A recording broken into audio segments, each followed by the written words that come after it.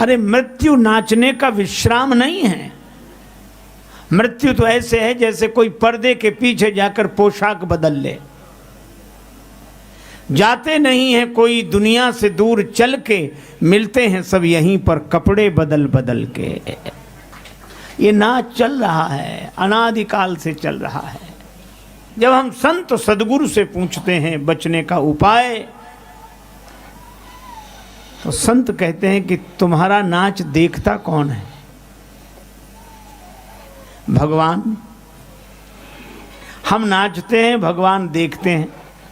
तो संतों ने, सदगुरु ने कहा कि ऐसी जगह चलो जहां भगवान नाचे, तुम देखना।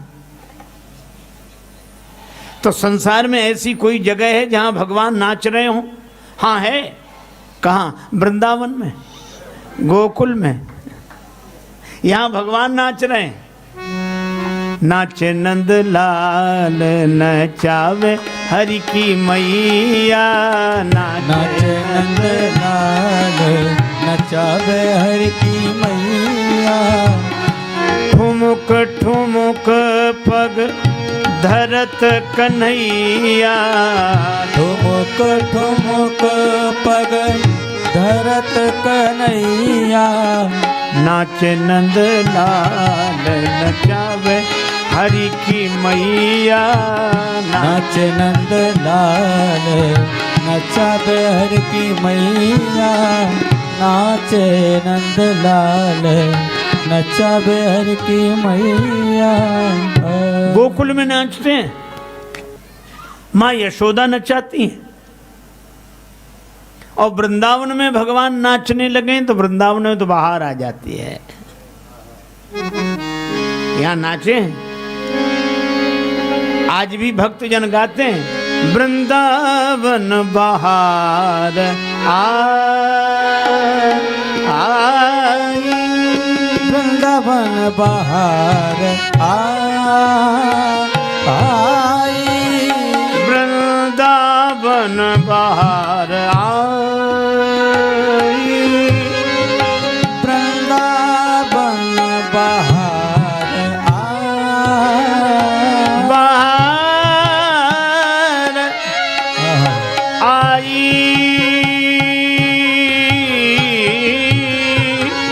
वृंदावन बाहर आई, वृंदावन बाहर आई, बाहर आई, बाहर आई। तो बोलो, भगवान नाचते हैं वृंदावन में और मैया नचाती हैं। मैया जिससे जन्म हुआ भगवान का, तो भगवान जन्म किससे लेते हैं? भक्ति से। प्रेम ते प्रकट हो ही मैं जाना। भक्ति से भगवान प्रकट होते हैं और भक्ति जैसा नचाती है वैसे भगवान नाचते हैं। देखो, जो जीव को नचाए उसका नाम है माया, और जो भगवान को नचाए उसका नाम है भक्ति। जीव माया के द्वारा नचाया जा रहा है और भगवान भक्ति के द्वारा नाच रहे हैं। भक्तन ने मोहे नाना भांति नचायो, इन्हीं काज तज लोक लाज, मैंने बैकुंठ बिसरायो। हाँ? और केवल यही नहीं नाचते हैं, अयोध्या में भी नाचते हैं। अयोध्यापुरी में राम जी नाचते हैं। रूप राशि नृप अजिर बिहारी, नाचहि निज प्रतिबिंब निहारी हो, नाचहि निज प्रतिबिंब निहारी, नाचहि निज प्रतिबिंब। प्रतिबिंब निहारी, नाचहि निज प्रतिबिंब। हरि नाचहि निज प्रतिबिंब। वृंदावन आ जाओ, गोकुल आ जाओ,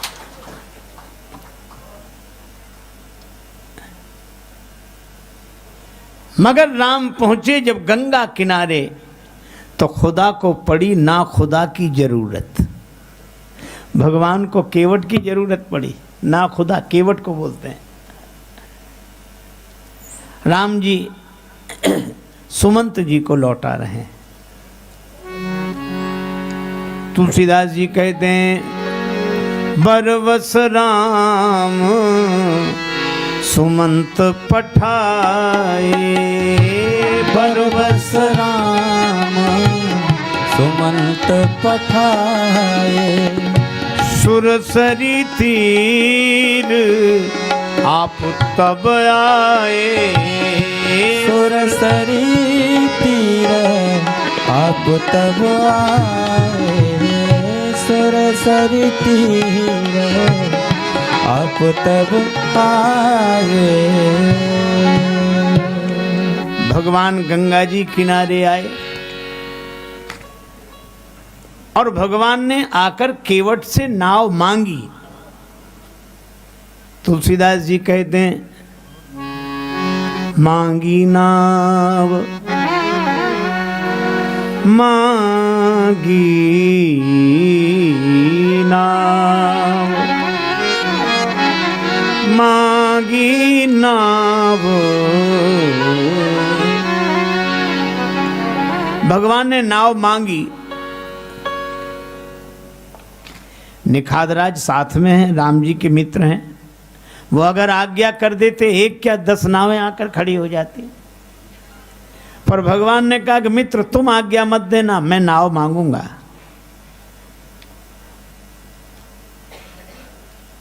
क्योंकि मेरी मां ने कहा है कि राम जब तक तुम आम नहीं बनोगे तब तक राम नहीं बनोगे। आम आदमी की तरह कठिनाइयों का अनुभव तो करें, आम आदमी की तरह नाव मांगे।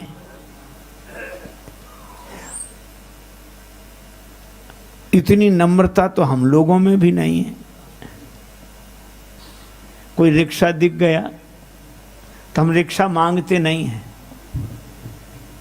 आवाज ए रिक्शा, जैसे उसका नाम रिक्शा ही हो।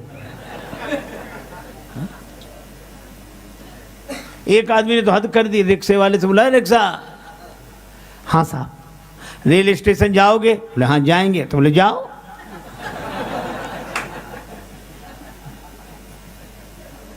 दो आदमी एक रिक्शे पर 2 घंटे बैठे, उतर कर उसे अठन्नी दे दी। रिक्शे वाले ने हाथ जोड़कर कहा कि भैया ये तो कम है। दूसरा क्या कहते, कम है, हैं? अपना मकान लिख दें तुम्हारे नाम, जमीन लिख दें, बड़े कम। दूसरा क्या कहता, इसके मुंह मत लगो, इन लोगों को मुंह मत लगा करो, ये छोटे लोग हैं, चलो। ये हमारा व्यवहार है और भगवान राम का व्यवहार। आज्ञा नहीं दी, नाव मांगी, मांगी नाव। हे केवट अपनी नाव ले आओ, हमें पार कर दो। और नाव जब मांगी तो केवट के आंखों में आंसू आ गए। केवट ने कहा कि श्रम का मूल्यांकन इतना जिसके मन में हो वो नर नहीं हो सकता, नर रूप में भगवान ही हो सकते हैं। कहा तुम्हारा मरम मैं जाना। भगवान नाव मांग रहे हैं, आंसू आ गए उसके। कहने लगा मैं आपका मर्म जान गया, लेकिन नाव नहीं ला रहा हूं।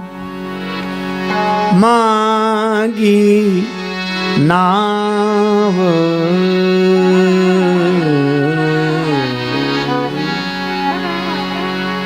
न केवट आना मांगी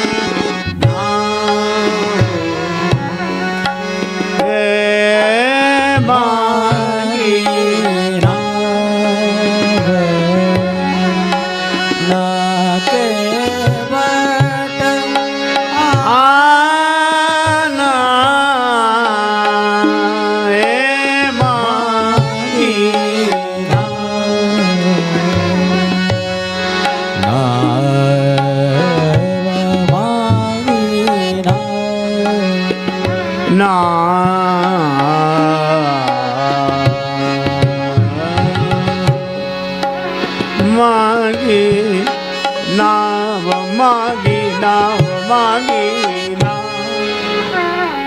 भगवान ने नाव मांगी, केवट नहीं लाया, दूसरी तरफ ले गया। भगवान ने कहा उधर नहीं, इधर ले आओ नाव। केवट बोला मैं आपके बारे में अच्छी तरह जानता हूं, नाव नहीं लाऊंगा। मैं आपके बारे में अच्छी तरह जानता हूं, आपको नाव की जरूरत है ही नहीं, यही जानता हूं। नाम अजामिल से खलकोटि अपार, नदी भव बूढ़त काढ़े।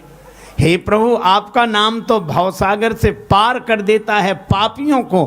गंगा जी पार करने के लिए आपको नाव की कोई जरूरत नहीं है, मैं जानता हूं। पर भगवान कहते नाव ले आओ।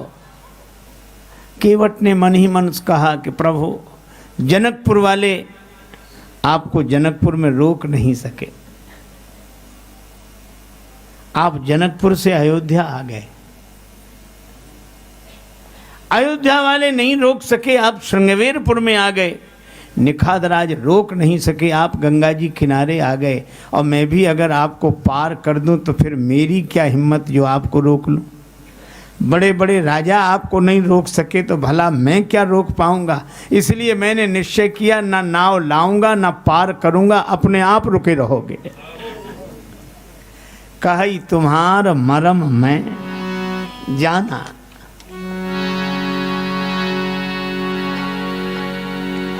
हाँ बोला हम आपके बारे में अच्छी तरह जानते हैं, हम नहीं लाएंगे नाव। ये अच्छी तरह जानना तो और अटपटा लगता है। एक अध्यापक ने अपने विद्यार्थी से कहा कि तुम्हारे पिता हमसे 5,000 रुपये उधार लें 3 रुपये प्रति सैकड़ा ब्याज की दर से, तो 6 महीने बाद कितना लौटाएंगे, हिसाब लगा के बताओ। विद्यार्थी बोला सर एक नया पैसा नहीं।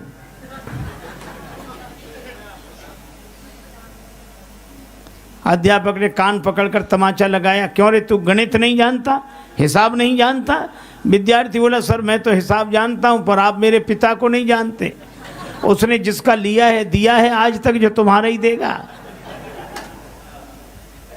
केवट कहता मैं अच्छी तरह जानता हूं, नाव नहीं लाऊंगा।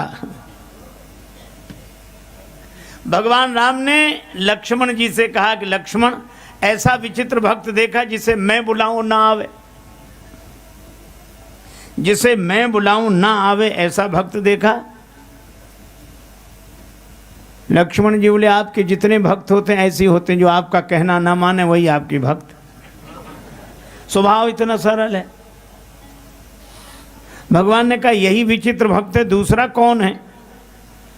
लक्ष्मण जी ने कहा एक है सुमंत जी जो रथ में बैठे हैं, एक है केवट जो नाव में बैठा है।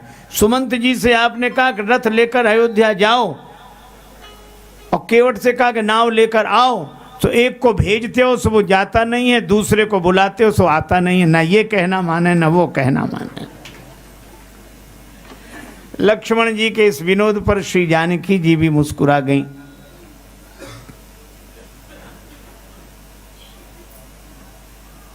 पर राम जी तो जयति वचन रचना अति नागर, वचन रचना में परम प्रवीण हैं श्री राम जी। राम जी ने कहा लक्ष्मण, किसी दुकानदार का सगुन सवेरे सवेरे का बिगड़ जाए, बौनी बोलते हैं उसे, बौनी बिगड़ जाए, कोई उधार मांगने वाला आ जाए सवेरे सवेरे, तो दुकानदार कहता कि थोड़ा समय का तो ध्यान रखना चाहिए था, तुम सवेरे सवेरे उधार मांगने आ गए, अब हमें दिन भर उधारी का ही सामना करना पड़ेगा। श्री राम जी बोले इसी तरह हमारी यात्रा का सगुन बिगड़ गया। वनवास हमें हुआ था, 14 वर्ष राम वनवासी। श्री जानकी जी आपको नहीं, श्री लक्ष्मण आपको नहीं। हमने आप दोनों को मना किया था कि हमारे साथ वन मत चलो। दोनों बोले हाँ किया था। राम जी बोले तो आप दोनों ने कहना माना। दोनों बोले नहीं माना। राम जी बोले हम तभी समझ गए थे कि यात्रा के शुरू में ये हाल है, तो आगे जितने मिलेंगे सब ऐसे ही मिलेंगे।